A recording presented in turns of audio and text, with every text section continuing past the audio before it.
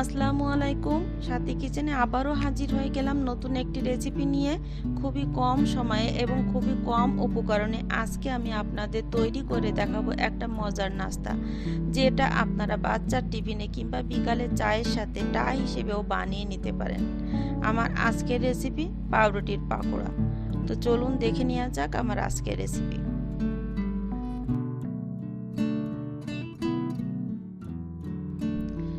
প্রথমে একটা mixing bowl নিয়ে নিচ্ছি, 1 কাপ পেঁয়াজ কুচি। এই রেসিপিটায় পেঁয়াজ যত বেশি দিবেন খেতে কিন্তু তত মজা হবে।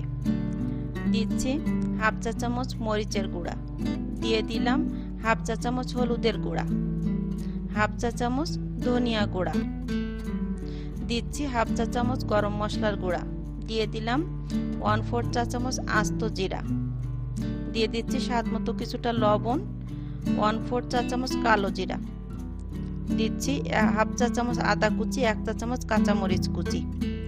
এবার দিয়ে দিলাম 1 চা চামচ ম্যাগি স্বাদে ম্যাজিক মশলা, দিয়ে দিলাম কিছু ধনিয়া পাতা কুচি। এবার মশলাগুলো হাত দিয়ে খুবই ভালোভাবে মেশাতে হবে, যাতে পেঁয়াজটা একটু নরম হয়ে আসে এবং মশলাগুলো ভালোভাবে মিশে যায়।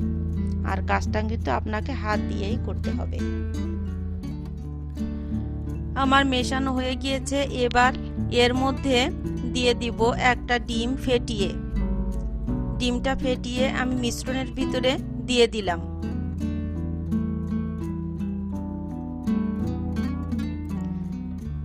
এবার একটা মিক্সিং বোলে কিছুটা নরমাল তাপমাত্রার পানি নিয়ে 3 পিস পাউরুটি দিয়ে দিলাম। আমার পাউরুটিগুলো স্লাইস ছোট, এর জন্য 3 পিস নিলাম। পাউরুটি স্লাইস বড় হলে 2 পিসও নিতে পারেন। এবার পাউরুটিগুলো পানির ভিতরে ভিজিয়ে এভাবে হাত দিয়ে চিপড়ে পানি ফেলে দিতে হবে। কাজটা কিন্তু আপনাকে হাত দিয়েই করতে হবে। এভাবে এমনভাবে চিপড়াতে হবে যাতে একটুও পানি না থাকে। এবার পাউরুটিগুলো সেই আগে থেকে যে মিশ্রণটা রেডি করেছিলাম তার ভিতরে দিয়ে হাত দিয়ে খুব ভালোভাবে মেশাতে হবে। আর এই কাজটা কিন্তু আপনাকে হাত দিয়েই করতে হবে। পাউরুটিগুলো এমনভাবে মেশাতে হবে যেন কোনো দলা পাকিয়ে না থাকে।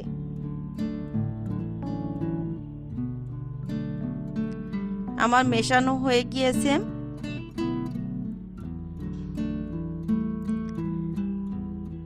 এবার চুলায় একটা প্যান বসিয়ে ভাজার জন্য দিয়ে দিলাম পরিমাণ মতো তেল। তেলটা একটু গরম হয়েছে কিনা দেখে নিতে হবে। দেখে নিলাম সেই মিশ্রণ থেকে কিছুটা তেলের ভিতরে দিয়ে তেলটা গরম হয়েছে কিনা দেখে নিলাম। আমার তেলটা গরম হয়ে গিয়েছে। এবার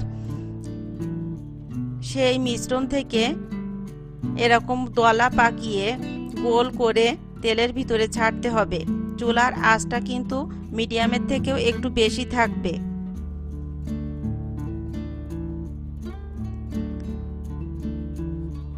এক পাশ ভাজা হলে আমার পাকোড়াগুলো আরেক পাশ ভাজার জন্য উল্টিয়ে দিতে হবে।